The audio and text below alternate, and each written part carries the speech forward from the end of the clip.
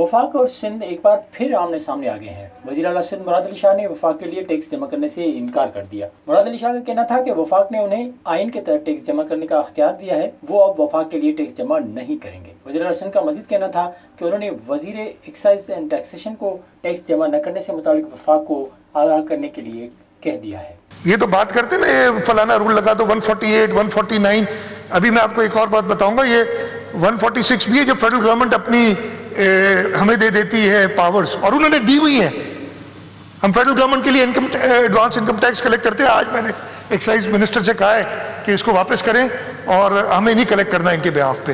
गुज़िश्ता माह टैक्स वसूली के हवाले से वफाक और सिंध हुकूमत में तनाज़ा पैदा हो गया था। वफाक की दरख्वास्त पर सिंध हाई कोर्ट ने सिंध रेवेन्यू बोर्ड को वफाकी इदारों से सर्विसेज टैक्स की वसूली से रोक दिया था। इससे पहले रवां साल फरवरी में भी वज़ीर आला सिंध मुराद अली शाह ने कह दिया था कि एक्साइज एंड टैक्सेशन डिपार्टमेंट से FBI ने कटौतियां की हैं। अगर फंड्स वापस नहीं दिए तो सिंध हुकूमत वफाक के लिए टैक्स जमा नहीं करेगा। वज़ीर आला सिंध की जानिब से वफाक के लिए टैक्स जमा न करने के ऐलान से सिंध और वफाक के दरमियान एक और खिलाफ पैदा होने जा रहा है, जिससे PTI और पीपल्स पार्टी की क़यादत में मजीद दूरियां बढ़ने का खदशा बढ़ गया है।